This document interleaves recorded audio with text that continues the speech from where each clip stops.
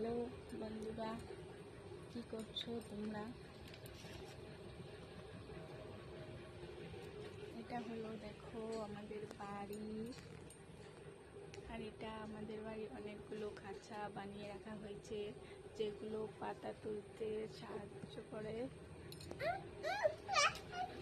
এই পাপা, এই পাপা, এটা হলো আমার বাবু,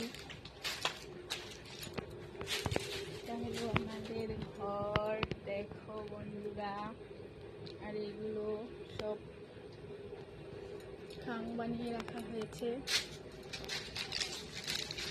আমাদের ঘর পাপা,